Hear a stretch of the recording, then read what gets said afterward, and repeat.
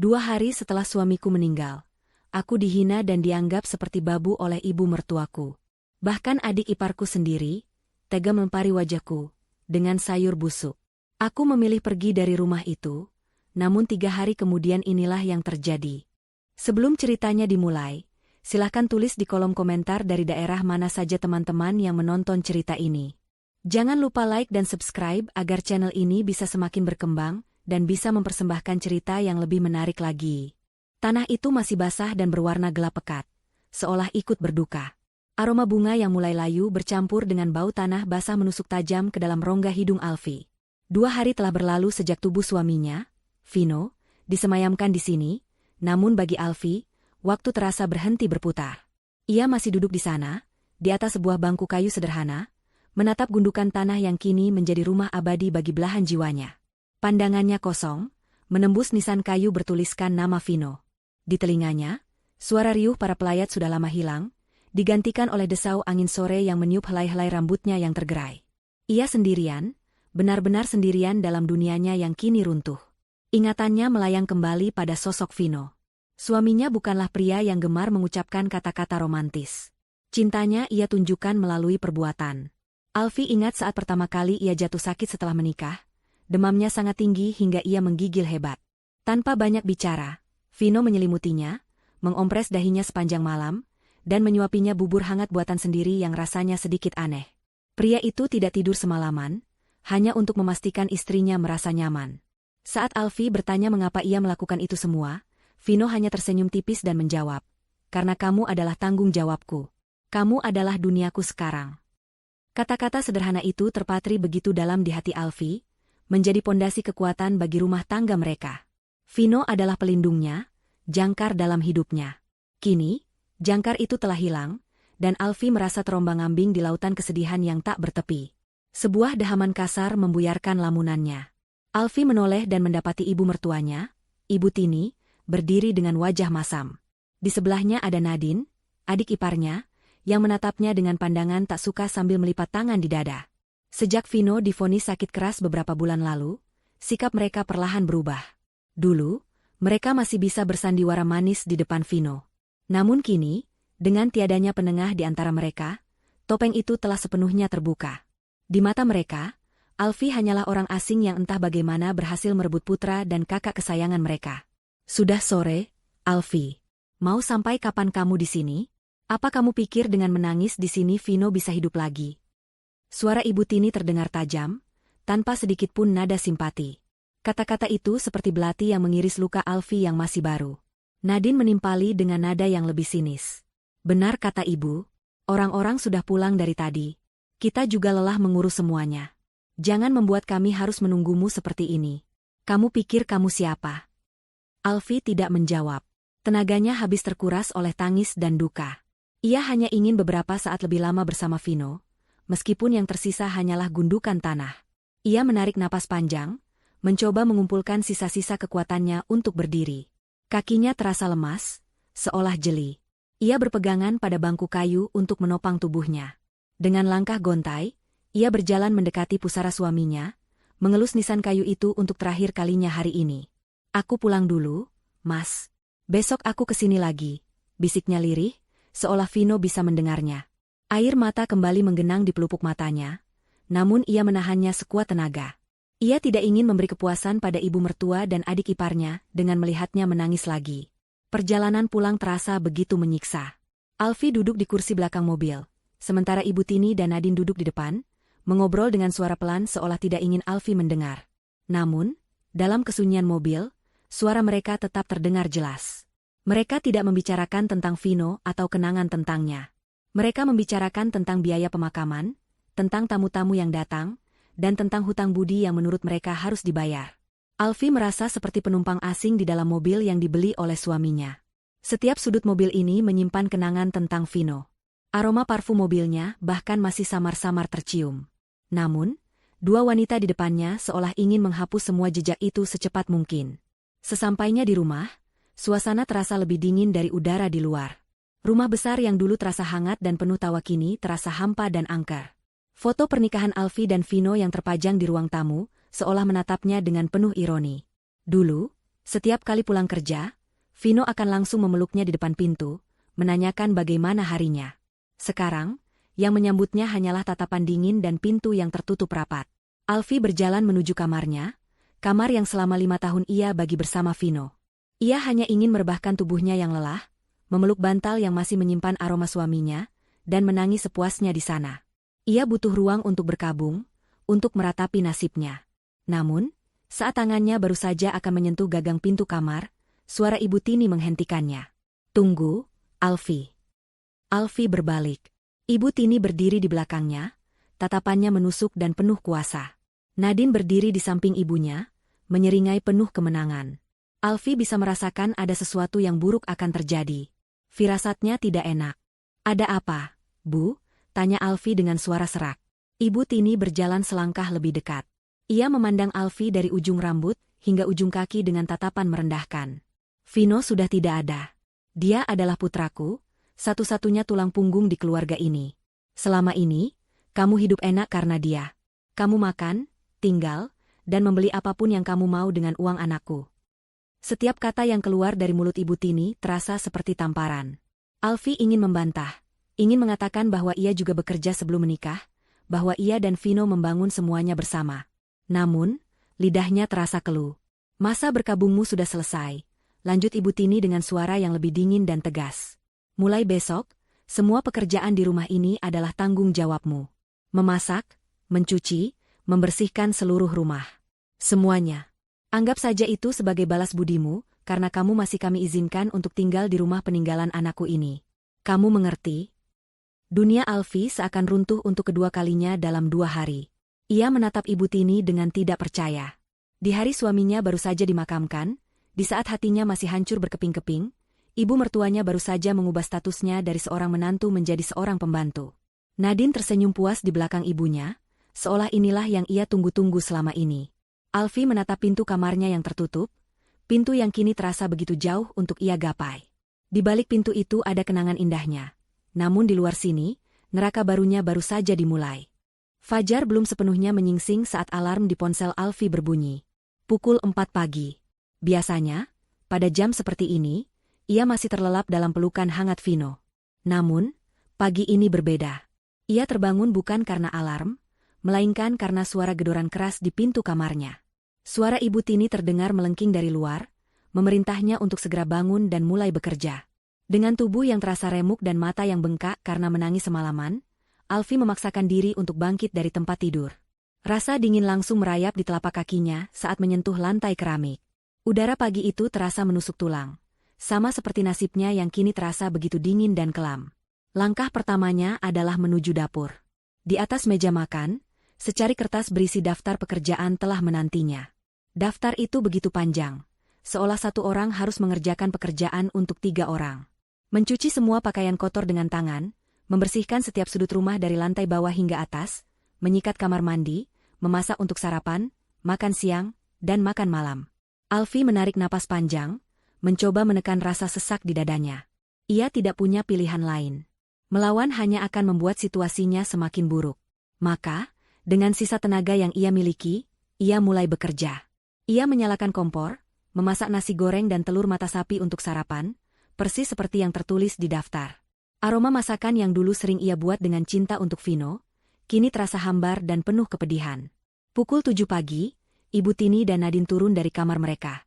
Mereka duduk di meja makan dengan angkuh, seperti ratu yang menunggu dilayani. Alfie menyajikan nasi goreng di piring mereka masing-masing, lalu menuangkan teh hangat ke dalam cangkir. Tidak ada ucapan terima kasih. Yang ada hanyalah kritik dan cemoohan. "Kenapa nasi gorengnya lembek begini? Kamu tidak bisa memasak, ya?" ujar Ibu Tini setelah menyuap sesendok nasi. "Dan telur mata sapinya, lihat ini, pinggirnya gosong. Benar-benar tidak becus," timpal Nadine sambil mendorong piringnya sedikit menjauh, seolah makanan itu menjijikkan. "Dulu Mas Vino pasti sering makan makanan tidak enak seperti ini. Kasihan sekali dia." Alfie hanya bisa menunduk, meremas ujung bajunya. Setiap kata mereka adalah cambuk yang menyakitkan. Ia hanya diam, tidak berani membantah. Setelah sarapan yang penuh dengan hinaan itu selesai, Nadine dengan sengaja menyenggol cangkir kopinya hingga tumpah ke lantai. Cairan hitam pekat itu menggenang di atas keramik putih yang baru saja Alfie pel. "UPS, Tumpah, kata Nadine dengan nada pura-pura kaget, namun matanya menyiratkan kepuasan. Cepat bersihkan, Alfie. Tapi jangan pakai kain pel. Pakai lap tangan saja, biar lebih bersih. Itu adalah sebuah penghinaan yang terang-terangan. Menyuruhnya membersihkan lantai dengan lap tangan sama saja dengan merendahkannya serendah mungkin. Dengan hati yang perih, Alfie mengambil lap dari dapur dan berjongkok di lantai. Ia bisa merasakan tatapan Ibu Tini dan Nadine yang mengawasinya dari atas, menikmati setiap detik penderitaannya. Saat ia membersihkan tumpahan kopi itu, ia merasa bukan hanya lantai yang ia bersihkan, tetapi juga harga dirinya yang ikut terkikis. Setelah mereka berdua puas dengan tontonan pagi itu dan kembali ke kamar masing-masing untuk bersantai, Alfie melanjutkan pekerjaannya. Ia mencuci setumpuk pakaian kotor di halaman belakang. Ibu Tini melarangnya menggunakan mesin cuci, dengan alasan boros listrik. Alfie harus mengucek setiap helai pakaian dengan tangannya. Telapak tangannya yang halus kini mulai terasa kasar dan perih karena deterjen. Keringat membasahi dahinya, bercampur dengan air mata yang sesekali jatuh tanpa bisa ia bendung. Ia merasa begitu lelah, bukan hanya fisiknya, tetapi juga batinnya. Ia terus bertanya-tanya, apa salahnya hingga ia harus menerima perlakuan sekejam ini? Apakah mencintai dan menikah dengan Vino adalah sebuah dosa? Menjelang siang, Alfie kembali ke dapur untuk menyiapkan makan siang. Perutnya sendiri terasa perih karena belum terisi apapun sejak pagi. Namun ia tidak diizinkan makan sebelum Ibu Tini dan Nadine selesai makan. Saat melihat bahan-bahan masakan di kulkas, matanya tertuju pada labu siam dan santan. Tiba-tiba ia teringat pada sayur lodeh, masakan kesukaan Vino. Sebuah kerinduan yang mendalam tiba-tiba menyeruak di hatinya. Mungkin, dengan memasak makanan kesukaan suaminya, ia bisa merasakan sedikit kehadiran Vino di rumah ini. Itu adalah sebuah tindakan kecil untuk menghibur dirinya sendiri, sebuah pelarian singkat dari kenyataan pahit yang sedang ia hadapi. Dengan sedikit semangat yang tersisa, ia mulai meracik bumbu dan memasak sayur lodeh dengan resep yang diajarkan oleh almarhumah ibunya. Aroma harum sayur lodeh yang gurih mulai memenuhi ruangan. Untuk sesaat, Alfie lupa akan statusnya. Ia merasa seperti seorang istri yang sedang memasak untuk suami tercinta. Namun, lamunan itu buyar ketika Nadine masuk ke dapur dengan wajah angkuh. "Masak apa kamu? Baunya aneh," ketus Nadine sambil menutup hidungnya. "Ini sayur lodeh, Nadine. Dulu Mas Vino sangat suka," jawab Alfie pelan. Mendengar nama kakaknya disebut, wajah Nadine seketika mengeras. Rasa iri dan benci yang selama ini ia pendam seolah meledak. Ia merasa Alfie tidak pantas menyebut nama kakaknya, apalagi memasak makanan kesukaannya. Baginya, semua yang dilakukan Alfie adalah sebuah kepura-puraan untuk mencari simpati. Saat makan siang tiba, Alfie menyajikan nasi hangat, ikan goreng, sambal, dan semangkuk besar sayur lodeh di atas meja. Ibu Tini dan Nadine datang dan langsung duduk. Alfie berdiri di sudut ruangan, menunggu perintah selanjutnya, seperti seorang pelayan sungguhan. Ibu Tini mengambil sedikit sayur, mencicipinya, lalu meletakkan sendoknya tanpa komentar. Namun, Nadine menatap mangkuk sayur itu dengan tatapan penuh kebencian. Ia mengambil sendok, mencicipi kuahnya dengan cara yang berlebihan, lalu berdecak dengan keras. Wajahnya menunjukkan ekspresi jijik yang dibuat-buat. Rasanya aneh. Dan lihat ini, labunya terlalu lembek. Ini bukan sayur, tapi sampah. Alfie hanya bisa menahan napas. Hatinya mencelos. Lalu, hal yang tak pernah terbayangkan oleh Alfie pun terjadi. Dengan gerakan cepat dan penuh amarah, Nadine berdiri. Ia meraih mangkuk sayur lodeh yang masih panas itu, berjalan mendekati Alfie, dan tanpa ragu, ia melemparkan seluruh isi mangkuk itu tepat ke wajah Alfie. "Sayur busuk ini tidak pantas dimakan manusia. Sama seperti kamu, pembawa sial," teriak Nadine, suaranya menggema di seluruh ruang makan. Alfie terdiam membeku. Rasa panas dari kuah santan menjalar di pipinya, namun rasa sakitnya tidak sebanding dengan rasa perih di hatinya. Nasi, potongan labu, dan kuah kuning yang kental menetes dari rambut dan wajahnya, mengotori bajunya. Aroma gurih yang tadi sempat memberinya sedikit penghiburan, kini berubah menjadi bau penghinaan yang memuakan. Ia bisa melihat Ibu Tini hanya diam di meja makan, tidak mencegah ataupun menegur perbuatan putrinya. Keheningan itu adalah bentuk persetujuan. Di tengah ruang makan yang megah itu, Alfie berdiri mematung, dilumuri oleh makanan kesukaan almarhum suaminya, dihina dengan cara yang paling keji. Pada saat itu, sesuatu di dalam dirinya benar-benar hancur. Batas kesabarannya telah tercapai. Alfie tidak bergerak. Ia hanya berdiri di tengah ruang makan, membiarkan sisa-sisa sayur lodeh menetes dari wajahnya ke lantai. Aroma gurih yang bercampur dengan bau anyir penghinaan terasa begitu pekat. Ia bisa mendengar Nadine tertawa kecil, sebuah tawa kemenangan yang begitu menyakitkan. Ibu Tini bangkit dari kursinya, berjalan melewatinya tanpa sepatah kata pun, seolah Alfie hanyalah patung kotor yang tidak layak dipandang. Tidak ada yang menanyakan apakah ia baik-baik saja. Tidak ada yang peduli. Keheningan yang mengikuti setelah mereka pergi terasa lebih menusuk daripada teriakan Nadine tadi. Di dalam keheningan itu, Alfie bisa mendengar suara hatinya yang retak, pecah berkeping-keping. Entah berapa lama ia berdiri mematung di sana. 10 menit, mungkin 20. Akhirnya, dengan gerakan seperti robot, ia melangkah. Bukan untuk membersihkan dirinya, tapi berjalan lurus menuju kamarnya. Ia sengaja membiarkan jejak kuah kuning di lantai, sebagai penanda bisu atas kekejaman yang baru saja ia terima. Ia menutup pintu kamarnya, menguncinya dari dalam, lalu bersandar di daun pintu. Tubuhnya luruh ke lantai. Disinilah tangisnya pecah. Bukan tangisan meraung-raung, melainkan isakan tanpa suara yang menggetarkan seluruh tubuhnya. Bahunya berguncang hebat, rasa sakit, amarah, dan keputusasaan bercampur menjadi satu. Ia menangisi nasibnya, menangisi kepergian Vino yang membuatnya tak berdaya, dan menangisi kebodohannya karena berpikir ia masih bisa bertahan di neraka ini. Setelah air matanya kering dan yang tersisa hanyalah rasa hampa, Alfie bangkit. Ia berjalan ke kamar mandi dan menatap pantulan dirinya di cermin. Seorang wanita dengan rambut dan wajah yang berantakan, dilumuri sisa makanan, dengan mata yang merah dan bengkak. Ini bukan dirinya. Vino tidak akan pernah mau melihatnya seperti ini. Suaminya selalu berkata bahwa Alfie adalah wanita terkuat yang pernah ia kenal. Kekuatan itu seolah hilang ditelan duka. Namun, melihat bayangannya yang menyedihkan di cermin, sebuah percikan api kecil mulai menyala di dalam dirinya. Cukup sudah.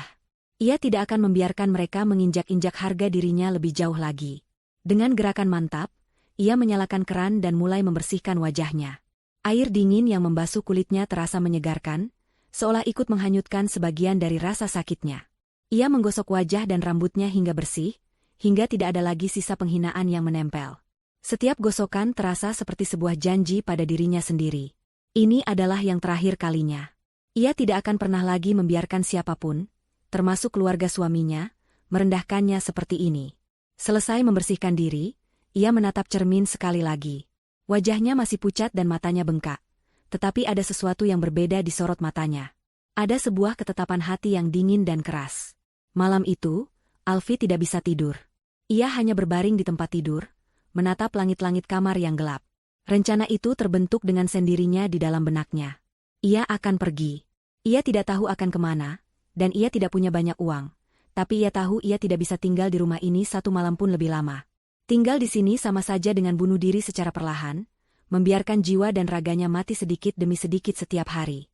Tepat pukul 2 dini hari, saat ia yakin seisi rumah telah terlelap, Alfie bangkit dari tempat tidurnya. Ia bergerak dalam senyap, nyaris tanpa suara. Ia membuka lemari pakaiannya, mengambil sebuah tas ransel kecil yang biasa ia pakai untuk bepergian bersama Vino. Ia tidak mengambil banyak barang. Hanya 3 setel pakaian, pakaian dalam, dan sebuah jaket tebal. Ia juga memasukkan seluruh isi dompetnya, yang hanya berisi beberapa lembar uang ratusan ribu dan beberapa receh. Ia melirik kotak perhiasannya, tetapi ia tidak menyentuhnya. Ia tidak akan membawa apapun yang bisa dianggap sebagai pemberian dari keluarga Vino. Ia akan pergi dengan apa yang ia miliki saja. Saat tangannya meraba-raba di laci nakas, ia menemukan benda itu. Sebuah kotak kayu kecil berukir sederhana. Kotak itu adalah pemberian terakhir Vino, beberapa hari sebelum suaminya mengembuskan napas terakhir. Alfie ingat betul kata-kata Vino saat itu, suaranya terdengar lemah namun penuh keyakinan. Alfie, simpan ini baik-baik. Jangan dibuka sekarang. Buka hanya jika kamu merasa dunia sudah tidak adil padamu. Buka saat kamu merasa sudah tidak punya siapa-siapa lagi. Saat itu, Alfie hanya mengangguk sambil menangis. Tidak terlalu mengerti maksud suaminya. Tapi sekarang, ia mengerti. Dunia memang sedang tidak adil padanya, dan ia memang sudah tidak punya siapa-siapa lagi. Dengan tangan gemetar, ia memasukkan kotak kayu itu ke dalam tasnya. Benda itu terasa berat, bukan karena isinya, tetapi karena harapan terakhir yang ia sematkan padanya. Setelah memastikan semua yang ia butuhkan ada di dalam tas, Alfie membuka pintu kamarnya dengan sangat perlahan. Jantungnya berdebar kencang, takut jika ada suara sedikit saja yang bisa membangunkan penghuni rumah. Ia berjalan berjinjit melewati lorong yang gelap. Setiap langkah terasa begitu berat, seolah ia sedang meninggalkan separuh hidupnya di belakang. Saat ia melewati ruang keluarga, matanya terpaku pada foto pernikahan mereka di dinding. Ia dan Vino tersenyum begitu bahagia di sana. Sebuah dunia yang kini terasa begitu jauh. Dengan berat hati, ia memalingkan wajah dan terus berjalan menuju pintu depan. Tangannya sudah berada di gagang pintu. Kebebasan sudah di depan mata. Namun, sebuah keraguan kecil sempat terlintas. Apakah keputusannya ini benar? Bagaimana jika ia tidak bisa bertahan di luar sana? Saat itulah, samar-samar ia mendengar suara tawa dari arah kamar Ibu Tini yang pintunya sedikit terbuka. Tawa itu terdengar begitu renyah dan puas, membuatnya penasaran. Dengan langkah sepelan mungkin, ia mendekati pintu kamar itu, mencoba menguping pembicaraan mereka. "Aku puas sekali hari ini, Bu." Akhirnya perempuan itu tahu di mana posisinya. Suara Nadine terdengar begitu gembira. Lihat wajahnya tadi, seperti anjing jalanan yang disiram air comberan. Hahaha. "Hus, jangan keras-keras, nanti dia dengar," sahut Ibu Tini, namun nada suaranya sama sekali tidak terdengar seperti sedang menegur. Justru ada nada geli di dalamnya. "Tapi kamu benar. Dia harus diberi pelajaran. Baguslah kalau dia pergi dari rumah ini secepatnya." Ibu sudah tidak tahan melihat wajahnya. Hati Alfi terasa seperti diremas. Jadi, mereka memang menginginkannya pergi. "Tentu saja dia harus pergi, Bu," lanjut Nadine. "Setelah dia pergi, kita bisa segera jual mobil Mas Vino yang jarang dipakai itu. Lumayan, uangnya bisa kita pakai untuk liburan ke Bali. Dan kamarnya. Kamar perempuan sial itu bisa kita rombak total. Aku punya ide, bagaimana kalau kita jadikan ruang karaoke pribadi? Pasti seru." Dek. Seluruh keraguan di dalam hati Alfi sirna seketika, digantikan oleh amarah yang membara dan rasa sakit yang menusuk hingga ke tulang. Jadi, beginilah mereka mengenang Vino. Dengan menjual barang-barangnya, menghapus jejak istrinya, dan mengubah kamar mereka menjadi ruang hiburan. Mereka tidak peduli pada duka. Mereka hanya peduli pada harta dan kesenangan. Tanpa menunggu lebih lama lagi, Alfi berbalik. Ia berjalan menuju pintu depan dengan langkah yang kini mantap dan tanpa ragu. Ia membuka pintu itu, melangkah keluar ke dalam udara malam yang dingin, dan menutupnya kembali di belakangnya tanpa menimbulkan suara. Ia tidak menoleh ke belakang lagi. Rumah yang pernah menjadi surga baginya itu kini telah menjadi neraka, dan ia baru saja melarikan diri darinya. Udara malam yang dingin terasa menggigit kulit, namun Alfi tidak merasakannya. Yang ia rasakan hanyalah kebebasan yang aneh dan menakutkan. Jalanan komplek perumahan yang mewah itu terlihat sepi dan lengang. Lampu-lampu jalan memancarkan cahaya kuning yang redup, menciptakan bayangan panjang dari setiap langkah yang ia ambil. Untuk pertama kalinya dalam 5 tahun, ia berjalan sendirian di tengah malam buta, tanpa tujuan yang pasti. Jantungnya masih berdebar kencang, campuran antara adrenalin, takut, dan juga sedikit kelegaan. Ia terus berjalan, menjauh dari rumah itu, menjauh dari semua kenangan pahit yang baru saja terjadi. Setelah berjalan hampir 1 jam, ia sampai di jalan raya utama. Beberapa taksi dan kendaraan malam masih lalu lalang. Ia memutuskan untuk naik angkutan umum paling awal yang menuju ke terminal bus. Ia harus pergi sejauh mungkin. Ia tidak ingin Ibu Tini atau Nadine bisa menemukannya. Di dalam bus yang membawanya entah kemana, Alfi duduk di dekat jendela, menatap pemandangan kota yang perlahan terbangun dari tidurnya. Pikirannya kosong. Ia tidak punya rencana. Uang di dompetnya hanya cukup untuk bertahan hidup beberapa hari. Ia benar-benar memulai semuanya dari nol. Bus itu berhenti di sebuah terminal yang ramai. Alfi turun, sedikit bingung dengan hiruk-pikuk di sekitarnya. Ia memutuskan untuk mencari tempat tinggal sementara yang murah. Setelah bertanya kepada beberapa orang, ia diarahkan ke sebuah area yang penuh dengan rumah kos sederhana. Ia menemukan sebuah rumah dengan papan bertuliskan, "Terima kos Putri." Seorang ibu parubaya yang ramah menyambutnya. Dengan sisa uang yang ia miliki, Alfi menyewa sebuah kamar kecil di lantai 2 untuk 1 bulan. Kamar itu sangat sempit. Mungkin hanya seukuran kamar mandi di rumahnya dulu. Hanya ada sebuah kasur tipis di lantai, sebuah lemari plastik kecil, dan sebuah jendela yang menghadap ke dinding bangunan lain. Cat di dindingnya sudah banyak yang mengelupas. Tapi bagi Alfi, kamar pengap ini terasa seperti istana. Ini adalah tempatnya berlindung. Di sini, tidak ada yang akan menghinanya. Di sini, ia aman. Setelah meletakkan tasnya, Alfi mengunci pintu kamar dari dalam. Ia duduk di atas kasur tipis itu, merasakan keheningan yang sesungguhnya untuk pertama kali setelah berhari-hari. Disinilah ia akhirnya merasa bisa bernapas lega. Ia sendirian, miskin, dan tidak punya siapa-siapa, tapi ia bebas. Pandangannya kemudian tertuju pada tas ranselnya. Ia teringat pada kotak kayu pemberian Vino. Sekaranglah saatnya. Dengan tangan yang sedikit gemetar karena antisipasi, ia mengeluarkan kotak itu. Ia mengamatinya sejenak. Ukirannya sederhana, hanya motif daun yang melingkar. Tidak ada yang istimewa dari luar. Dengan hati-hati, ia membuka kait kecil di bagian depan kotak itu. Tutupnya terbuka dengan bunyi klik yang pelan. Alfie menahan napas saat melihat isinya. Di dalamnya tidak ada perhiasan, tidak ada tumpukan uang seperti yang mungkin ia harapkan dalam keputusasaannya. Di atas lapisan kain bludru berwarna merah marun, tergeletak 3 benda. Sebuah kunci brankas yang terlihat berat dan kokoh, sebuah kartu nama berwarna putih gading dengan cetakan tinta emas, dan sepucuk surat yang dilipat rapi dengan namanya tertulis di bagian depan, untuk istriku tercinta, Alfie. Jantung Alfie berdetak lebih cepat. Ia mengabaikan kunci dan kartu nama itu untuk sesaat, tangannya langsung meraih surat itu. Surat terakhir dari suaminya. Ia membuka lipatannya dengan jemari yang gemetar. Tulisan tangan Vino yang rapi dan tegas menyambutnya. Sayangku, Alfie. Jika kamu sedang membaca surat ini, itu artinya aku sudah tidak ada lagi di sisimu. Dan itu juga artinya, kamu sedang berada dalam situasi yang sangat sulit. Persis seperti yang aku takutkan. Maafkan aku, sayang. Maafkan aku karena harus meninggalkanmu sendirian untuk menghadapi semua ini. Aku tahu betul sifat ibu dan adikku, Nadine. Selama aku ada, mereka mungkin masih bisa menahan diri. Tapi tanpaku, aku tahu mereka akan menunjukkan sifat asli mereka kepadamu. Air mata mulai mengaburkan pandangan Alfie. Ia mengusapnya dengan punggung tangannya dan terus membaca. Aku menulis surat ini bukan untuk membuatmu semakin sedih. Aku menulis ini untuk memberimu kekuatan. Aku mau kamu tahu, aku tidak pernah meninggalkanmu tanpa perlindungan.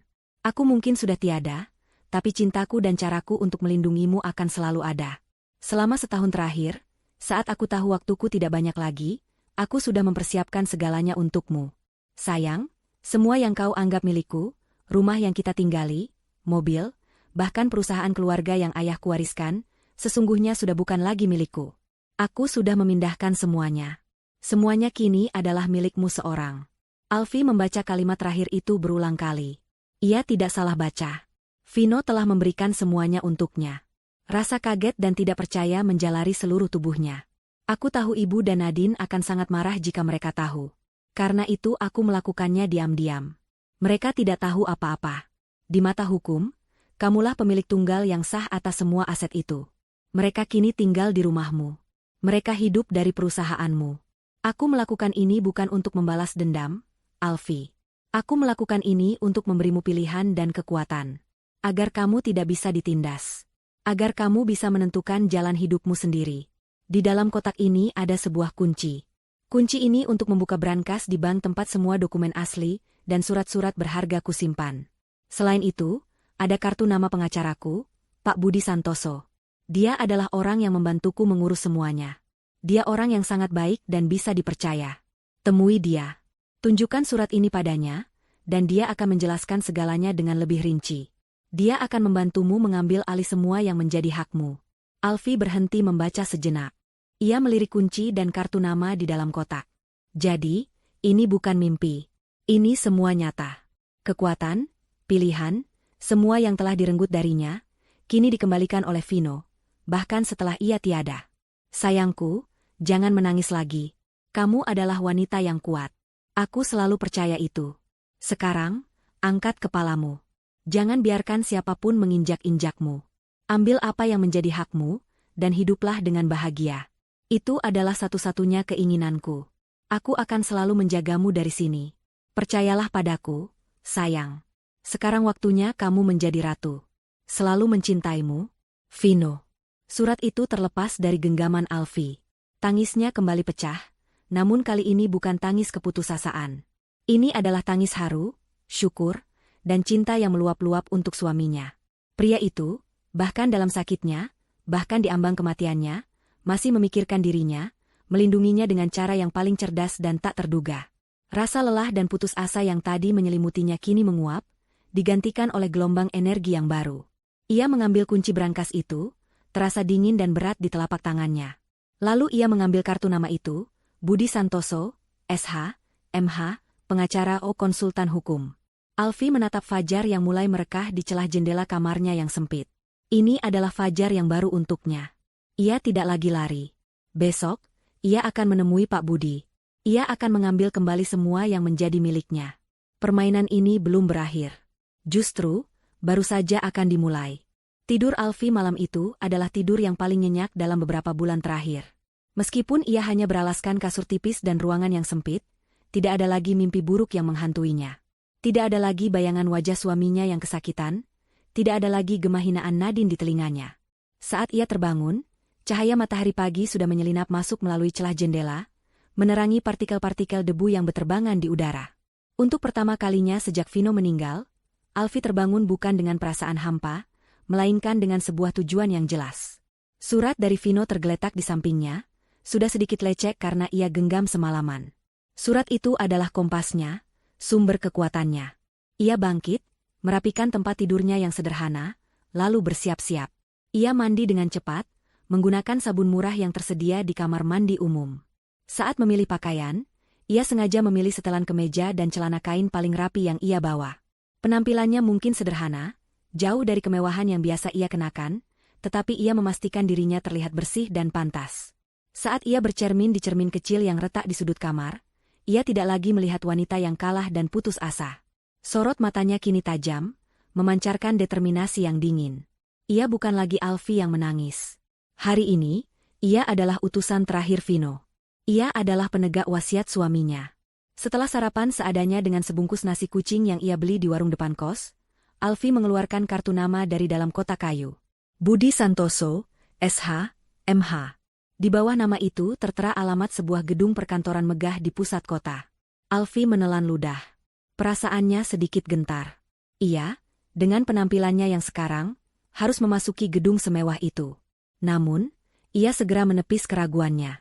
Ia menggenggam erat tali tas ranselnya, menarik napas dalam-dalam, dan melangkah keluar dari kamar kosnya menuju medan pertempuran pertamanya.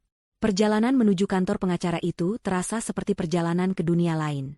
Dari lingkungan pada penduduk dengan ganggang sempit, ia kini berdiri di depan sebuah gedung pencakar langit yang menjulang tinggi, dengan dinding kaca yang memantulkan awan. Lobi gedung itu begitu luas dan berkilauan. Lantainya terbuat dari marmer yang bisa membuatnya bercermin. Orang-orang yang berlalu lalang mengenakan setelan mahal dan sepatu mengkilap. Untuk sesaat, Alfi merasa kecil dan tidak pada tempatnya. Ia hampir berbalik, namun ia teringat kembali pada baris terakhir surat Vino. Sekarang waktunya kamu menjadi ratu.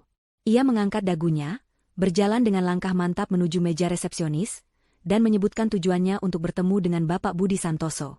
Sang resepsionis, setelah melihat penampilannya yang sederhana, sempat menunjukkan ekspresi ragu, tetapi setelah Alfi menyebutkan bahwa pertemuannya adalah perihal wasiat dari almarhum Vino, sikap resepsionis itu langsung berubah menjadi sangat hormat. Kantor firma hukum Budi Santoso Rekan menempati satu lantai penuh di gedung itu. Pemandangannya begitu mewah, dengan perabotan kayu gelap dan sofa kulit yang nyaman. Seorang sekretaris yang ramah mempersilakan Alfi duduk dan menawarinya minum, sebelum kemudian mengantarnya ke sebuah ruangan besar di sudut. Di balik meja kayu jati yang besar, seorang pria berusia sekitar 50-an, dengan rambut yang sudah memutih di beberapa bagian dan kacamata yang bertengger di hidungnya, bangkit berdiri menyambutnya. Pria itu adalah Budi Santoso. Ia memiliki aura yang tenang dan berwibawa, tatapan matanya tajam namun meneduhkan. Ibu Alfi, silakan duduk. Saya turut berduka cita atas meninggalnya Bapak Vino, ujar Pak Budi dengan suara yang dalam dan penuh simpati. Sikapnya begitu tulus, membuat Alfi merasa sedikit lebih tenang. Terima kasih, Pak, jawab Alfi sambil duduk di kursi yang ditawarkan. Bapak Vino sudah memberitahu saya, bahwa suatu saat ibu akan datang. Beliau adalah klien sekaligus sahabat yang baik. Pria yang sangat cerdas dan punya pandangan jauh ke depan. Lanjut Pak Budi, seolah ingin membangun jembatan kepercayaan di antara mereka. Ia kemudian menatap Alfi dengan tatapan serius. Saya sudah menyiapkan semuanya. Apakah ibu sudah siap? Alfi mengangguk mantap. Saya siap, Pak. Maka, selama hampir 2 jam berikutnya, Pak Budi menjelaskan segalanya. Ia mengeluarkan bundel-bundel dokumen tebal dari dalam lemari besi di ruangannya. Satu persatu, ia menunjukkan kepada Alfi bukti-bukti yang tak terbantahkan. Pertama, sertifikat hak milik rumah yang mereka tinggali. Nama pemilik yang tertera di sana sudah berganti menjadi nama Alfi Lestari, Proses balik nama itu sudah selesai 6 bulan yang lalu. Kedua, surat bukti kepemilikan kendaraan, BPKB, untuk 2 mobil mewah mereka, juga sudah sepenuhnya atas nama Alfie. Ketiga, dan ini yang paling mengejutkan, adalah dokumen kepemilikan saham perusahaan. Vino, sebagai pewaris tunggal, memiliki 70% saham di perusahaan keluarganya. Dan seluruh 70% saham itu kini telah dialihkan kepada Alfie melalui sebuah akta hibah wasiat yang sah secara hukum. Sisanya, 30% saham, dimiliki oleh beberapa investor kecil yang merupakan teman-teman lama ayah Vino. Ini berarti, Ibu Tini dan Nadine sama sekali tidak memiliki hak suara maupun kepemilikan di perusahaan itu. Alfie menatap tumpukan dokumen di atas meja dengan napas tertahan. Ia tahu Vino akan melindunginya, tetapi ia tidak pernah menyangka sejauh ini. Skala dari warisan ini jauh melampaui apapun yang pernah ia bayangkan. Dan ini yang terakhir, Bu, kata Pak Budi sambil menyodorkan sebuah buku tabungan dan laporan rekening dari sebuah bank premium. Bapak Vino juga membuka rekening atas nama ibu dan secara berkala memindahkan hampir seluruh tabungan pribadinya ke sana. Beliau hanya menyisakan sedikit di rekening lamanya untuk biaya pengobatan. Jumlahnya. Pak Budi berhenti sejenak, membiarkan Alfie melihat sendiri deretan angka 0 di laporan itu. Jumlahnya miliaran. Cukup untuk Alfie hidup mewah 7 turunan tanpa harus bekerja. Air mata akhirnya jatuh membasahi pipi Alfie. Ini bukan lagi tangisan duka, melainkan tangisan haru yang begitu mendalam. Ia akhirnya mengerti. Vino tidak hanya memberinya harta. Ia memberinya kemerdekaan. Ia memberinya senjata untuk melawan. Ia memberinya kekuasaan. Kekuasaan untuk tidak lagi menjadi korban. Jadi, apa artinya semua ini, Pak? Secara hukum, tanya Alfie setelah berhasil menguasai emosinya. Pak Budi menatapnya dengan tatapan tajam seorang pengacara. Artinya sangat jelas, Bu Alfie. Rumah yang saat ini ditempati oleh ibu mertua dan adik ipar Anda adalah milik Anda. Secara hukum, mereka tinggal di sana tanpa izin Anda. Perusahaan yang selama ini menjadi sumber kekayaan mereka, kini sepenuhnya berada di bawah kendali Anda. Anda adalah pemegang saham mayoritas. Anda punya hak penuh untuk mengadakan rapat umum pemegang saham, merombak jajaran direksi, bahkan memberhentikan karyawan manapun yang Anda inginkan, termasuk Nadine, jika jabatannya di sana memang ada. Uang yang mungkin mereka gunakan saat ini dari rekening perusahaan adalah bentuk penyalahgunaan wewenang yang bisa dituntut secara pidana. Penjelasan itu begitu lugas dan telak. Alfie merasa sebuah kekuatan besar baru saja disuntikkan ke dalam dirinya. Ia bukan lagi menantu yang menumpang, ia adalah pemilik segalanya. Ia bukan lagi perempuan lemah yang bisa dilempari sayur busuk, ia adalah seorang ratu yang memegang kendali penuh atas kerajaannya. Pak Budi kemudian menyandarkan punggungnya ke kursi, memberikan Alfie waktu untuk mencerna semua informasi itu. Setelah beberapa saat hening, ia bertanya dengan nada yang netral namun penuh arti. Jadi, apa langkah pertama yang ingin Anda ambil, Ibu Alfie? Semua keputusan ada di tangan Anda sekarang. Apakah kita akan mengirimkan surat peringatan? Atau langsung mengambil langkah hukum? Apakah kita akan mengadakan RUPS secepatnya? Atau mungkin, kita akan mengirimkan surat pengosongan rumah hari ini? Pertanyaan itu menggantung di udara. Pilihan-pilihan itu terbentang di depan Alfie, seperti bidak-bidak catur di atas papan permainan. Ia menatap keluar jendela, melihat gedung-gedung tinggi yang seolah sedang menunduk padanya. Ia teringat wajah Nadine yang penuh kemenangan saat melemparkan sayur ke wajahnya. Ia teringat tawa mereka di tengah malam, saat merencanakan untuk menjual mobil suaminya, dan mengubah kamarnya menjadi ruang karaoke. Amarah yang dingin dan terkendali kini membakar hatinya. Tidak ada lagi keraguan. Ia tahu persis apa yang harus ia lakukan. Ia menoleh kembali ke arah Pak Budi, matanya yang tadi basah oleh air mata kini memancarkan kilatan baja. Kita akan mulai dengan perusahaan, Pak, katanya dengan suara yang tenang, namun setiap katanya mengandung bobot yang luar biasa. Tolong siapkan surat panggilan rapat umum pemegang saham luar biasa secepatnya. Agenda utamanya adalah pengangkatan direksi baru dan audit investigasi menyeluruh atas keuangan perusahaan selama 2 tahun terakhir. Kirimkan surat itu ke alamat rumah. Biarkan mereka menerimanya sendiri. 2 hari setelah Alfie kabur dari rumah, suasana di kediaman megah itu terasa begitu berbeda. Bagi Ibu Tini dan Nadine, kepergian Alfie adalah sebuah kemenangan. Udara di dalam rumah terasa lebih ringan, seolah beban berat yang selama ini menekan mereka telah terangkat. Mereka merayakan kebebasan mereka dengan bermalas-malasan. Tidak ada lagi yang harus mereka perintahkan, tidak ada lagi wajah sedih yang membuat mereka merasa tidak nyaman. Mereka bisa melakukan apapun yang mereka mau. Pagi itu, Nadine bangun siang. Ia turun ke dapur dengan harapan menemukan sarapan sudah tersedia, lalu ia teringat bahwa pembantunya sudah tidak ada.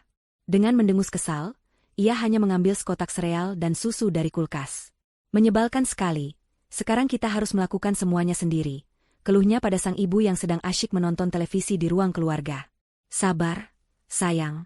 Ini hanya sementara, jawab Ibu Tini tanpa mengalihkan pandangan dari layar TV yang menayangkan gosip selebriti. Nanti kita cari pembantu baru yang lebih becus.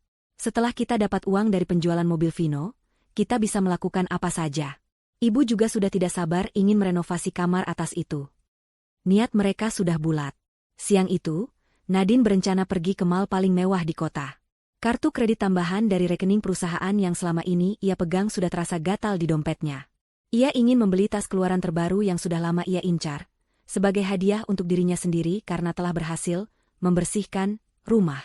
Ia berdandan dengan pakaian terbaiknya, menyemprotkan parfum mahal ke seluruh tubuhnya, dan pergi dengan penuh percaya diri. Namun, pesta kecilnya harus berakhir bahkan sebelum dimulai. Saat di kasir butik ternama itu, setelah memilih tas seharga puluhan juta, kejadian memalukan itu terjadi. Kartu kreditnya ditolak. Maaf, Ibu.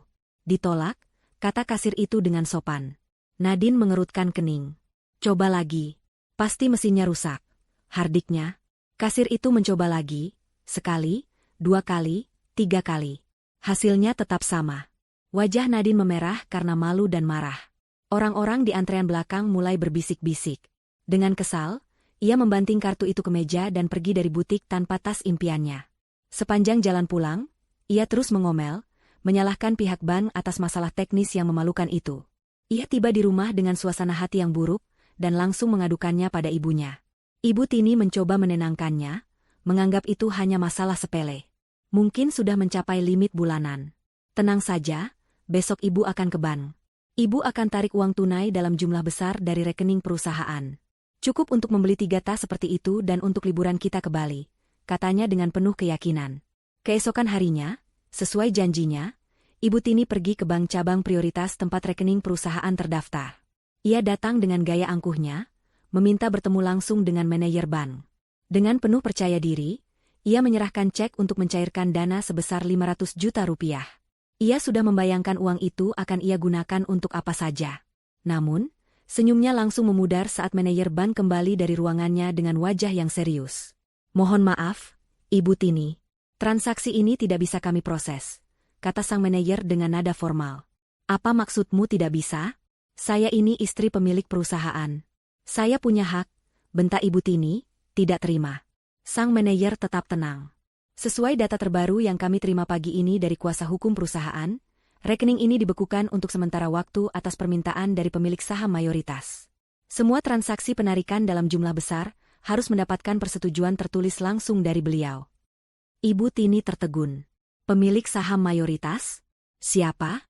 Suami saya sudah meninggal. Menurut dokumen legal yang kami terima, kepemilikan saham mayoritas sebesar 70% telah beralih kepada ahli waris yang sah, yaitu Ibu Alfi Lestari, istri dari almarhum, jelas sang manajer. Nama itu, Alfi Lestari, terdengar seperti ledakan bom di telinga Ibu Tini. Dunianya seakan berputar. Jantungnya berdebar kencang, napasnya terasa sesak. Ini tidak mungkin. Bagaimana bisa? Perempuan kampung itu? Mana mungkin Vino sebodoh itu? Kepalanya dipenuhi ribuan pertanyaan dan penolakan. Ia meninggalkan bank dengan langkah gontai, pikirannya kacau balau. Rasa panik yang dingin mulai merayap di dalam hatinya. Ia tiba di rumah dan langsung menceritakan kejadian itu kepada Nadine. Tentu saja, Nadine bereaksi sama histerisnya. Tidak mungkin. Ibu pasti salah dengar. Perempuan itu tidak mungkin punya apa-apa. Dia itu miskin. Penipu. Teriak Nadine, berjalan mondar-mandir di ruang tamu seperti orang gila. Mereka berdua berdebat, saling menyalahkan, mencoba mencari penjelasan logis atas mimpi buruk yang tiba-tiba menimpa mereka. Mereka meyakinkan diri bahwa ini pasti hanya kesalahan administrasi bank, atau akal-akalan pengacara yang ingin menipu mereka. Di tengah kepanikan dan perdebatan sengit mereka, bel rumah berbunyi. Keduanya saling pandang, enggan untuk membuka pintu. Akhirnya, dengan kesal, Nadine yang berjalan untuk membukanya. Di depan pintu berdiri seorang kurir berjaket resmi, membawa sebuah map coklat tebal. Dengan Ibu Tini atau Nadine? Tanyanya. Nadine mengangguk ragu dan menerima map itu. Ia menandatangani bukti terima, lalu menutup pintu. Surat apa ini? Tanya Ibu Tini cemas. Nadine mengangkat bahu sambil berjalan kembali ke ruang tamu. Tidak tahu. Terlihat resmi. Ia merobek amplop itu dengan kasar. Di dalamnya ada beberapa lembar kertas dengan kop surat sebuah firma hukum ternama. Ibu Tini merebut surat itu dari tangan Nadine. Dengan tangan yang mulai gemetar hebat, ia membaca baris pertama. Perihal, panggilan rapat umum pemegang saham, RUPS, luar biasa. Jantung Ibu Tini terasa seperti berhenti berdetak. Ia terus membaca. Surat itu menyatakan bahwa RUPS luar biasa akan diadakan lusa di kantor pusat perusahaan. Agenda utamanya adalah pengenalan pemilik saham mayoritas yang baru, pengangkatan jajaran direksi dan dewan komisaris, serta pembentukan tim audit independen untuk memeriksa keuangan perusahaan. Matanya terus bergerak ke bawah, mencari nama pengirim surat ini. Dan di sana, di bagian paling bawah halaman, di atas sebuah nama yang diketik rapi, tertera sebuah tanda tangan dengan tinta biru yang terlihat elegan dan tegas. Hormat kami, Alfi Lestari, pemegang saham mayoritas. Surat itu terlepas dari genggaman Ibu Tini, melayang jatuh ke lantai. Kakinya terasa lemas, hingga ia terduduk di sofa. Wajahnya pucat pasi seperti mayat. Nadine, yang ikut membaca surat itu dari balik bahu ibunya, juga terdiam membeku. Matanya membelalak tak percaya. Keheningan yang mencekam menyelimuti ruangan itu. Semua potongan teka-teki kini menyatu menjadi sebuah gambar yang mengerikan. Kartu kredit yang ditolak, rekening yang dibekukan, dan sekarang surat ini. Semuanya benar. Perempuan yang mereka hina, yang mereka usir secara tidak langsung, yang mereka anggap seperti sampah, kini kembali. Bukan sebagai korban yang menangis, tetapi sebagai seorang ratu yang datang untuk merebut kembali tahtanya. Dunia mereka yang nyaman dan penuh kemewahan baru saja runtuh di atas kepala mereka. 2 hari setelah menerima surat panggilan itu, suasana di rumah megah tersebut terasa seperti diambang badai. Keheningan yang ada bukan lagi keheningan yang damai, melainkan keheningan yang tebal dan penuh dengan ketakutan. Ibu Tini dan Nadine menghabiskan waktu mereka dengan mondar-mandir, berdebat, dan saling menyalahkan. Mereka mencoba menghubungi beberapa pengacara yang mereka kenal, namun jawabannya selalu sama. Jika dokumen pengalihan aset itu asli dan sah secara hukum, maka tidak ada yang bisa mereka lakukan. Alfi adalah pemilik yang sah. Kata-kata itu terus terngiang di telinga mereka, sebuah melodi mimpi buruk yang menolak untuk berhenti. Penolakan masih menjadi pertahanan utama mereka. Ini pasti akal-akalan perempuan licik itu. Dia pasti memalsukan tanda tangan Vino saat Mas Vino sedang sakit parah. Tuduh Nadine berapi-api. Di rapat nanti, kita harus bongkar semua kebusukannya di depan para pemegang saham lain. Kita harus buat dia malu. Ibu Tini, meskipun hatinya diliputi kecemasan yang luar biasa, setuju dengan rencana putrinya. Mereka tidak bisa datang ke rapat itu dengan kepala tertunduk. Mereka harus menunjukkan siapa penguasa sebenarnya. Ini adalah perusahaan peninggalan suaminya, ayah Vino. Tidak mungkin bisa jatuh ke tangan orang asing semudah itu. Maka, mereka pun menyusun strategi. Mereka akan datang sebagai korban, sebagai ibu dan adik yang berduka yang hartanya direbut oleh menantu serakah. Mereka akan berteriak, menangis jika perlu, dan menciptakan keributan untuk menggagalkan rapat itu. Pada hari yang ditentukan, mereka mempersiapkan diri seolah akan pergi ke sebuah pertempuran. Nadine mengenakan gaun desainer paling mencolok yang ia miliki, lengkap dengan tas tangan bermerek dan sepatu hak tinggi yang berbunyi nyaring di setiap langkahnya. Ibu Tini tak mau kalah. Ia memakai setelan baju terbaiknya, dengan riasan tebal dan perhiasan berlian yang berkilauan di leher, pergelangan tangan, dan jemarinya. Penampilan mereka adalah tameng, sebuah pernyataan arogan bahwa mereka masih memegang status dan kekuasaan. Mereka ingin Alfi merasa kecil dan terintimidasi saat melihat mereka. Mereka tiba di kantor pusat perusahaan 15 menit sebelum rapat dimulai. Semua karyawan yang berpapasan dengan mereka menunduk hormat seperti biasa, namun Ibu Tini bisa merasakan ada yang berbeda. Tatapan mereka aneh, dan bisik-bisik langsung terdengar begitu mereka lewat. Perasaan tidak enak semakin menyelimuti hatinya, tetapi ia menepisnya jauh-jauh. Ia melangkah angkuh menuju ruang rapat utama di lantai tertinggi, dengan Nadine yang mengekor di belakangnya. Ruang rapat itu sudah terisi beberapa orang. Ada beberapa pria parubaya yang merupakan pemegang saham minoritas, teman-teman lama almarhum suaminya. Mereka semua menatap kedatangan Ibu Tini dan Nadine dengan ekspresi yang sulit diartikan. Di ujung meja yang panjang, kursi utama yang biasanya diduduki oleh Vino masih kosong. Ibu Tini dan Nadine memilih duduk di kursi yang berhadapan langsung dengan kursi utama itu, posisi yang paling strategis untuk melancarkan serangan mereka. Suasana di dalam ruangan terasa tegang dan canggung. Waktu seolah berjalan begitu lambat. Setiap detik yang berlalu semakin menguji nyali mereka. Tepat pukul 10 pagi, pintu ruang rapat yang terbuat dari kayu jati tebal itu terbuka. Semua orang di dalam ruangan serentak menoleh ke arah pintu. Dan di sanalah dia berdiri.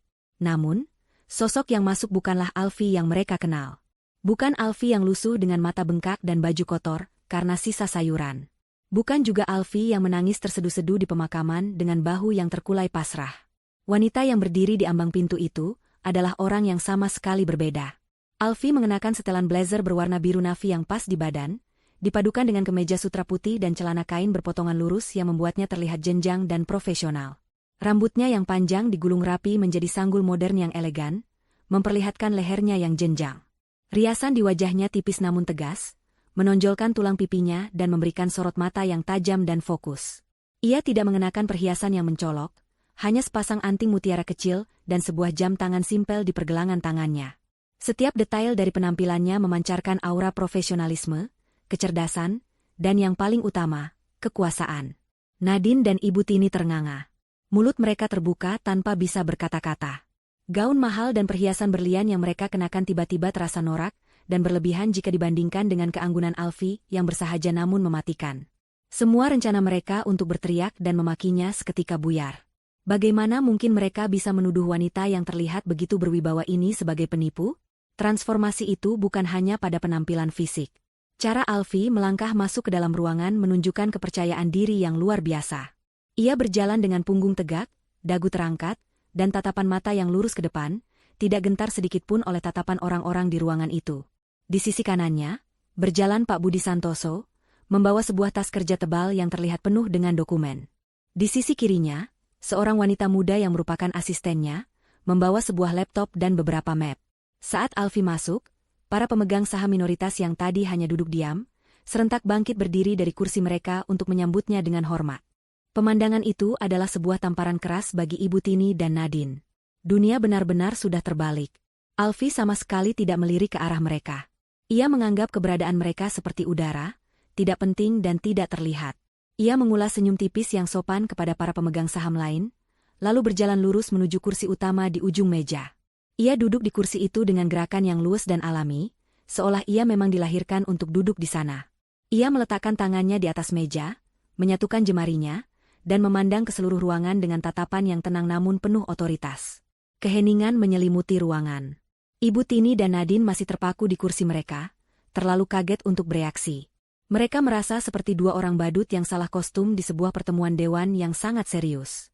Nadine mencoba membuka mulutnya untuk melontarkan hinaan, tetapi suaranya tercekat di tenggorokan saat matanya bertemu dengan tatapan dingin Alfie. Tatapan itu seolah berkata, "Coba saja kalau berani." Setelah semua orang kembali duduk, Alfie membuka map di depannya. Ia tidak membuang waktu untuk basa-basi atau drama keluarga. Ia langsung masuk ke dalam inti permasalahan. Suaranya yang terdengar jelas dan mantap mengisi seluruh ruangan, tanpa sedikitpun getar keraguan. "Selamat pagi, bapak-bapak sekalian. Terima kasih atas kehadirannya. Saya, Alfie Lestari, sebagai pemegang saham mayoritas yang baru, secara resmi membuka rapat umum pemegang saham luar biasa hari ini." Ia berhenti sejenak, membiarkan kata-katanya meresap. Lalu, ia mengangkat kepalanya dan untuk pertama kalinya, ia menatap lurus ke arah Ibu Tini dan Nadine. Matanya dingin, tanpa emosi, seperti seorang hakim yang akan membacakan vonis. Sesuai dengan surat panggilan yang telah diterima, agenda pertama kita hari ini adalah pembentukan tim audit independen untuk melakukan investigasi menyeluruh atas dugaan penyelewengan dana perusahaan selama 2 tahun terakhir. Jantung Ibu Tini terasa seperti diremas dengan kuat. Wajahnya yang tadi dipoles dengan riasan tebal, kini berubah pucat pasi. Ia tahu persis apa artinya kata-kata itu. Ini bukan lagi sekadar perebutan harta. Ini adalah ancaman. Alfie tidak datang untuk bernegosiasi. Ia datang untuk berperang, dan ia baru saja menembakkan peluru pertamanya. Kata-kata Alfie menggantung di udara seperti awan badai yang siap mencurahkan isinya. Wajah Ibu Tini sepucat kertas, sementara Nadine menatap Alfie dengan campuran antara benci dan ketakutan yang nyata. Para pemegang saham lain mulai berbisik-bisik, beberapa di antara mereka mengangguk setuju. Mereka adalah pebisnis senior yang sudah lama mencium ada sesuatu yang tidak beres dengan manajemen keuangan perusahaan di bawah kendali Ibu Tini, namun mereka tidak punya cukup suara untuk melawannya. Kini, dengan kehadiran Alfie sebagai kekuatan mayoritas, mereka melihat sebuah harapan untuk membersihkan perusahaan. Alfie memberikan isyarat kepada Pak Budi. Pengacara itu bangkit, membuka laptopnya, dan menghubungkannya ke proyektor besar di ujung ruangan. Layar putih di dinding seketika menyala, menampilkan logo firma hukum Budi Santoso Rekan. Suasana di dalam ruangan berubah menjadi sangat serius, seperti sebuah ruang pengadilan. "Selamat pagi," sapa Pak Budi dengan suara yang tenang dan profesional. "Sesuai dengan agenda rapat, saya akan mempresentasikan beberapa temuan awal yang menjadi dasar dari usulan diadakannya audit investigasi. Temuan ini kami dapatkan dari analisis data keuangan internal perusahaan selama beberapa bulan terakhir." Slide pertama muncul. Isinya adalah salinan laporan rekening koran perusahaan. Pak Budi dengan cermat menyorot beberapa transaksi penarikan tunai dalam jumlah besar yang tidak memiliki keterangan yang jelas. Semua transaksi itu ditandatangani oleh Ibu Tini. Jumlah totalnya dalam 2 tahun terakhir mencapai angka miliaran rupiah. Ini adalah contoh aliran dana keluar yang tidak didukung oleh laporan pertanggungjawaban yang semestinya. Dana ini ditarik dengan alasan biaya operasional, namun tidak ada rincian lebih lanjut, jelas Pak Budi. Wajah Ibu Tini semakin tegang, keringat dingin mulai membasahi pelipisnya. Slide berikutnya menampilkan sesuatu yang lebih personal dan memalukan. Isinya adalah rincian tagihan kartu kredit perusahaan yang dipegang oleh Nadine. Di layar besar itu, terpampang nyata daftar belanjaan Nadine. Tas-tas bermerek seharga ratusan juta, sepatu-sepatu desainer, biaya perawatan di klinik kecantikan mewah, tagihan makan di restoran bintang 5, hingga biaya perjalanan liburan ke luar negeri. Semuanya dibayarkan menggunakan fasilitas perusahaan. Ini adalah contoh nyata penggunaan aset perusahaan untuk kepentingan pribadi yang jelas-jelas merupakan pelanggaran, kata Pak Budi, suaranya tetap datar namun setiap katanya terasa menusuk. Nadine menundukkan kepalanya dalam-dalam, wajahnya memerah padam karena malu dan marah. Ia merasa seperti sedang ditelanjangi di depan semua orang. Bisikan-bisikan di ruangan itu semakin keras. Pak Budi terus melanjutkan presentasinya. Ia menunjukkan bukti-bukti lain yang lebih memberatkan. Ada faktur-faktur fiktif dari pemasok yang tidak terdaftar, laporan biaya perjalanan dinas yang digelembungkan, hingga pembayaran gaji untuk beberapa karyawan, hantu, yang namanya ada di daftar tapi wujudnya tidak pernah ada di kantor. Semua bukti itu mengarah pada satu kesimpulan. Ibu Tini dan Nadine telah secara sistematis menggerogoti keuangan perusahaan selama bertahun-tahun. "Cukup. Ini semua fitnah," teriak Ibu Tini, tidak tahan lagi. Ia bangkit berdiri, menunjuk-nunjuk ke arah layar. "Semua pengeluaran itu sudah atas sepengetahuan putra saya, Vino. Kalian tidak punya hak mempertanyakannya." Alfie, yang sedari tadi hanya dia mengamati, akhirnya angkat bicara. Suaranya tidak meninggi, tetap tenang, namun mengandung kekuasaan yang tak terbantahkan. "Ibu Tini, mohon duduk. Jika Ibu merasa ini fitnah, Ibu akan punya banyak kesempatan untuk membuktikannya di depan tim audit, dan mungkin juga di depan pihak berwajib. Mohon jangan mengganggu jalannya rapat." Ancaman halus dalam kata-kata Alfie membuat nyali Ibu Tini ciut. Ia kembali duduk di kursinya dengan tubuh gemetar. Ia sadar, perlawanannya sia-sia. Bukti yang ditampilkan terlalu kuat. Setelah presentasi Pak Budi selesai, Alfie kembali mengambil alih. Berdasarkan temuan awal yang sangat mengkhawatirkan ini, katanya sambil memandang berkeliling ke arah para pemegang saham, "Saya mengusulkan pembentukan tim audit independen yang akan mulai bekerja besok. Apakah ada yang keberatan?" Tidak ada yang bersuara. Semua pemegang saham minoritas mengangguk setuju. Keputusan itu pun disahkan. Ibu Tini dan Nadine hanya bisa pasrah. Mereka seperti terdakwa yang menunggu vonis dijatuhkan. Agenda selanjutnya, lanjut Alfie, adalah restrukturisasi manajemen. Mengingat adanya indikasi kuat penyalahgunaan wewenang, maka dengan ini saya, selaku pemegang saham mayoritas, memutuskan untuk memberhentikan Ibu Tini dari jabatannya sebagai penasihat Dewan Komisaris dan Nadine dari jabatannya sebagai manajer pemasaran, efektif per hari ini. Palu godam kedua telah dijatuhkan. Nadine terkesiap, matanya membelalak tak percaya. Pekerjaan yang memberinya gaji besar, tanpa harus bekerja keras kini telah lenyap. Alfie kemudian menatap Ibu Tini dan Nadine dengan tatapan dingin. "Pak Budi akan menjelaskan konsekuensi hukum dari perbuatan kalian dan pilihan yang kalian miliki." Pak Budi kembali berdiri. Sesuai hukum yang berlaku, tindakan penyelewengan dana perusahaan dapat dijerat dengan pasal penggelapan dalam jabatan, dengan ancaman hukuman penjara maksimal 5 tahun. Namun, atas nama kemanusiaan dan untuk menjaga nama baik keluarga almarhum Bapak Vino, Ibu Alfie bersedia memberikan sebuah jalan keluar. Ia meletakkan 2 buah map tebal di atas meja di depan Ibu Tini dan Nadine. Di dalam map ini ada surat pengakuan utang atas seluruh dana perusahaan yang telah kalian gunakan untuk kepentingan pribadi. Kalian harus menandatanganinya. Selain itu, ada surat pernyataan untuk mengembalikan seluruh aset bergerak yang dibeli dengan uang perusahaan dalam waktu 1 minggu.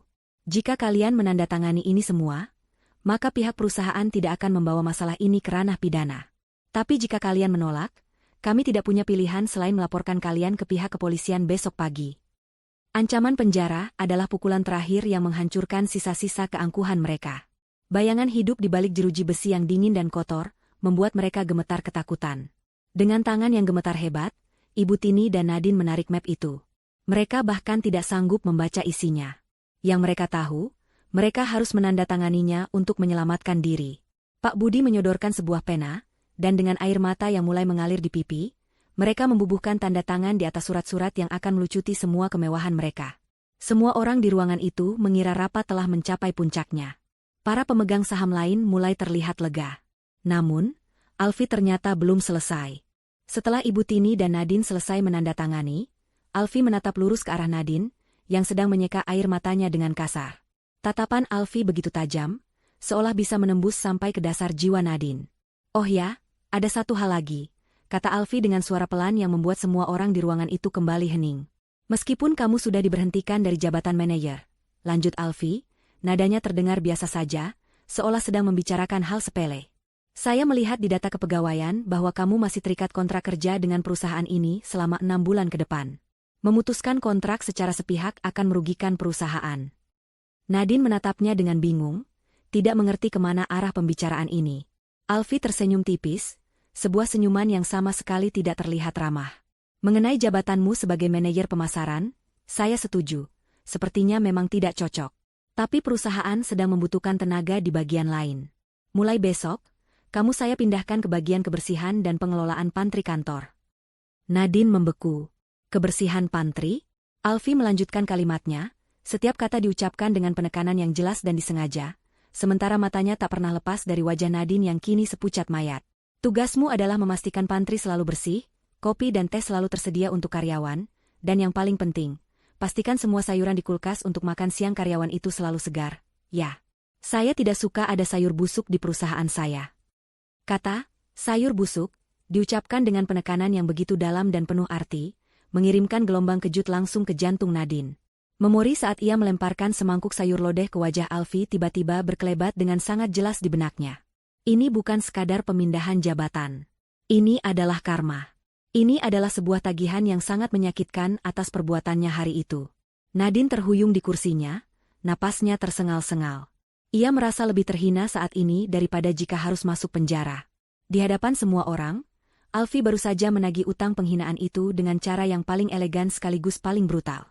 Rapat umum pemegang saham itu berakhir seperti sebuah pertunjukan drama yang anti-klimaks. Setelah kalimat terakhir Alfie yang menusuk Nadine hingga ke tulang, tidak ada lagi perdebatan. Tidak ada lagi teriakan. Yang tersisa hanyalah keheningan yang memekakan dan 2 sosok wanita yang hancur lebur. Ibu Tini dan Nadine keluar dari ruang rapat itu seperti robot, dengan tatapan kosong dan langkah yang gontai. Mereka tidak berani menatap siapapun. Para pemegang saham lain dan beberapa karyawan yang melihat mereka, hanya memandang dengan campuran rasa kasihan dan jijik. Reputasi mereka, keangkuhan mereka, semuanya telah luruh dan terinjak-injak di lantai ruang rapat itu. Perjalanan pulang terasa 100 kali lebih menyiksa daripada saat berangkat. Tidak ada lagi strategi perlawanan yang mereka diskusikan. Mobil yang dikemudikan oleh sopir perusahaan terasa begitu dingin dan asing. Ibu Tini hanya menatap kosong keluar jendela, air matanya mengalir tanpa suara, membasahi riasannya yang mahal. Sementara Nadine duduk di sebelahnya, tubuhnya gemetar menahan isak tangis yang tertahan.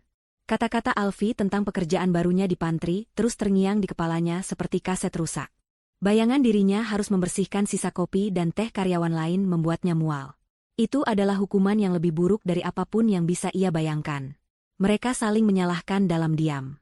Ibu Tini menyalahkan Nadine atas sifatnya yang gegabah dan mulutnya yang kasar, yang telah memprovokasi Alfie hingga sejauh ini.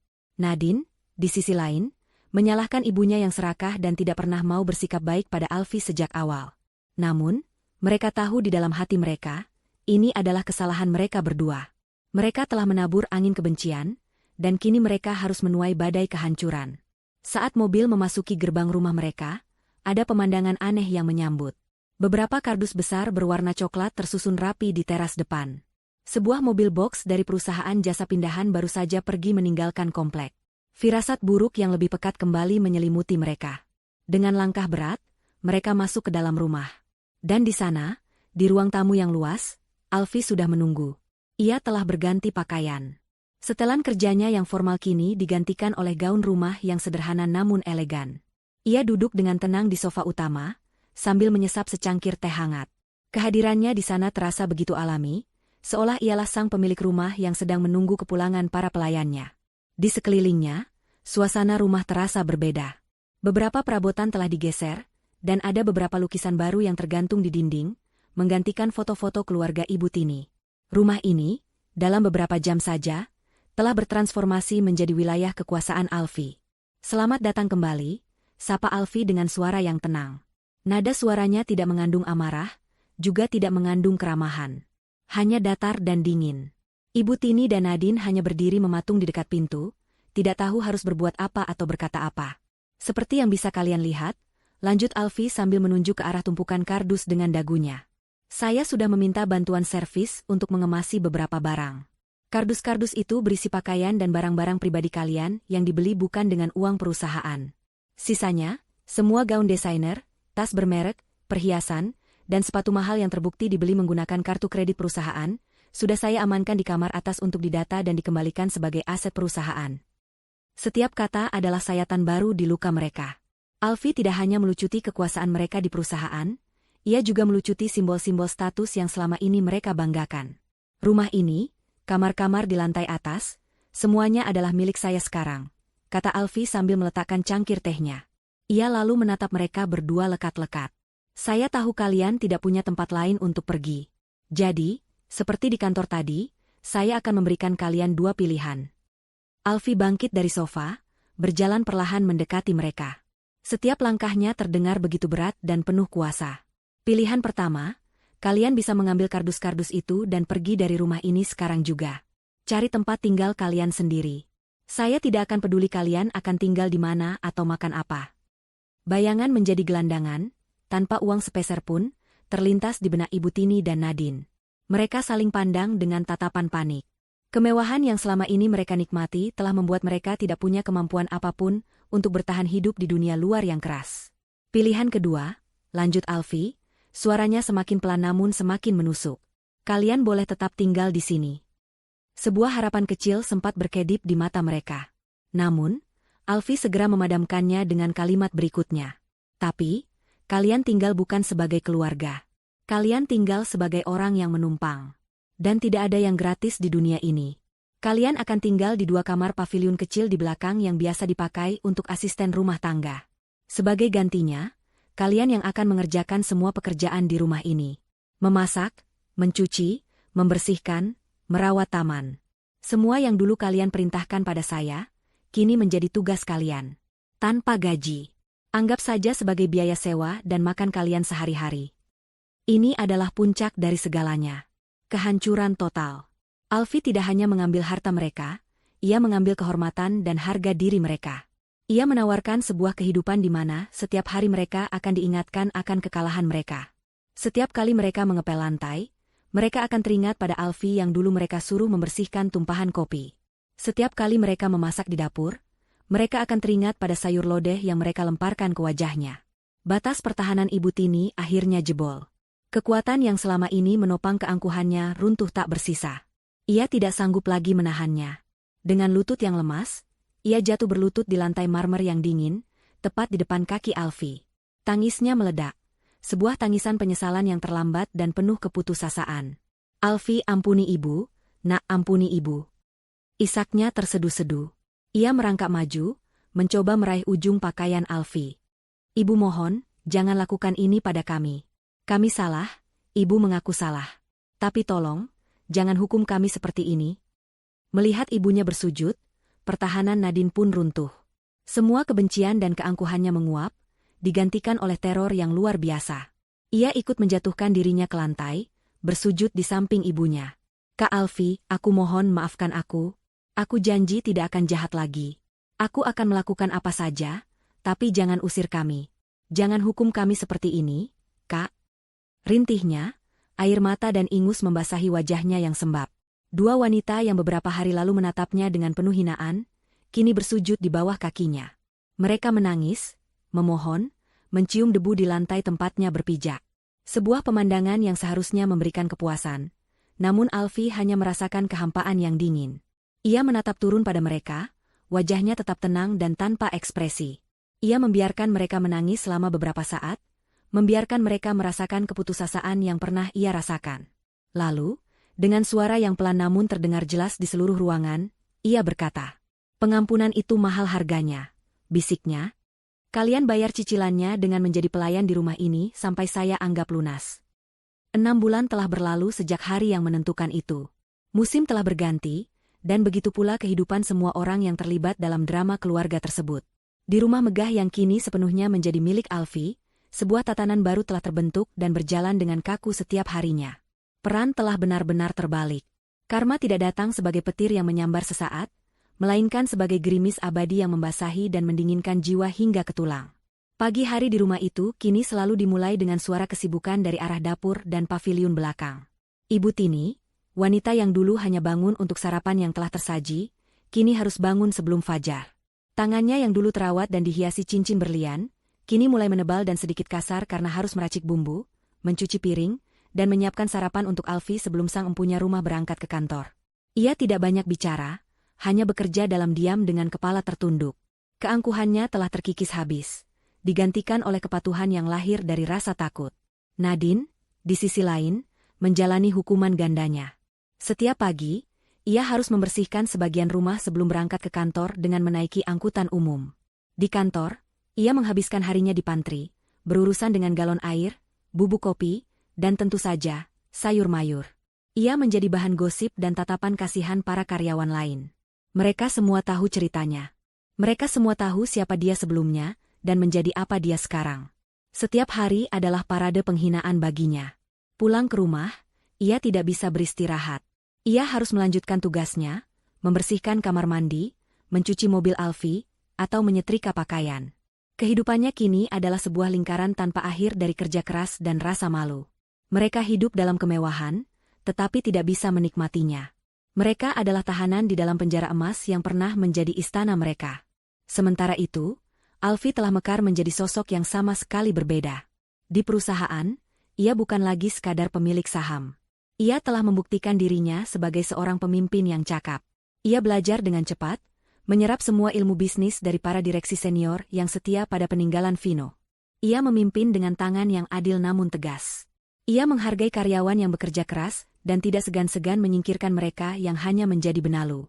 Di bawah kepemimpinannya, perusahaan yang sempat merugi karena salah urus itu mulai bangkit kembali.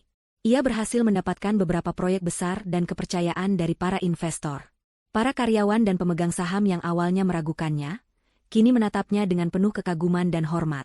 Mereka tidak lagi melihatnya sebagai janda Vino, melainkan sebagai Ibu Alfi, sang direktur utama. Alfi tidak membiarkan dendam menguasai hidupnya. Setelah menempatkan Ibu Tini dan Nadine pada posisi mereka, ia lebih banyak memfokuskan energinya untuk hal-hal yang positif. Ia tidak pernah lagi meninggikan suara atau menghina mereka secara langsung. Hukuman terbaik bagi mereka adalah keheningan dan tatapan dinginnya, serta kenyataan bahwa mereka harus menyaksikan kesuksesan Alfi setiap hari dengan mata kepala mereka sendiri. Di luar pekerjaan, Alfi mulai menemukan kembali kebahagiaannya. Ia menyibukkan diri dengan kegiatan sosial, mendirikan sebuah yayasan amal kecil atas nama Vino yang berfokus pada bantuan pendidikan untuk anak-anak kurang mampu. Ia mulai tersenyum lagi, tawa ringannya mulai terdengar lagi di antara teman-teman lama yang kembali ia rangkul. Ia tidak lagi hidup di bawah bayang-bayang kesedihan. Ia telah membangun dunianya sendiri di atas puing-puing masa lalunya. Suatu sore yang cerah, Alfi pulang lebih awal dari biasanya. Ia masuk rumah dan melihat Nadine sedang mengepel lantai ruang tamu dengan wajah lelah. Nadine segera menepi dan menunduk saat Alfi lewat, tidak berani menatap matanya. Alfi terus berjalan menaiki tangga menuju kamarnya, kamar utama yang dulu ia tempati bersama Vino. Ia telah merenovasi kamar itu, mengubah warnanya menjadi lebih cerah. Namun satu hal yang tidak pernah ia pindahkan adalah sebuah foto besar pernikahannya yang tergantung di dinding. Ia berdiri di depan foto itu, menatap wajah suaminya yang tersenyum bahagia. Wajah yang selalu memberinya kekuatan. Ia menyentuh bingkai foto itu dengan lembut. "Halo, Mas," bisiknya pelan. "Aku harap kamu bisa lihat aku sekarang. Perusahaan baik-baik saja, bahkan lebih baik dari sebelumnya. Aku sudah belajar banyak hal. Dan aku baik-baik saja sekarang. Aku tidak lagi menangis setiap malam." Ia tersenyum, senyum tulus yang mencapai matanya. "Aku sudah menjadi ratu seperti yang kamu inginkan. Terima kasih sudah memberiku kesempatan kedua, Mas. Terima kasih sudah selalu percaya padaku. Aku akan memastikan semua peninggalanmu, semua kerja kerasmu, berada di tangan yang tepat dan akan terus tumbuh." Malam itu, setelah makan malam yang hening di mana ia dilayani oleh Ibu Tini, Alfi mengambil kunci mobilnya. Ia butuh udara segar. Ia mengendarai mobilnya tanpa tujuan, menyusuri jalanan kota yang bermandikan cahaya lampu. Ia membuka jendela mobil, membiarkan angin malam meniup rambutnya. Di radio, terputar sebuah lagu tentang harapan dan hari esok yang baru. Untuk pertama kalinya, ia tidak merasa kesepian. Ia merasa utuh. Ia telah melalui badai tergelap dalam hidupnya dan berhasil keluar sebagai pemenang. Ia bukan hanya selamat, tapi ia telah terlahir kembali menjadi pribadi yang lebih kuat, lebih bijaksana, dan lebih mandiri. Fajar yang baru telah menyingsing dalam hidupnya, dan ia siap menyambut masa depan cerah yang terbentang di hadapannya, seorang diri, dengan kepala tegak.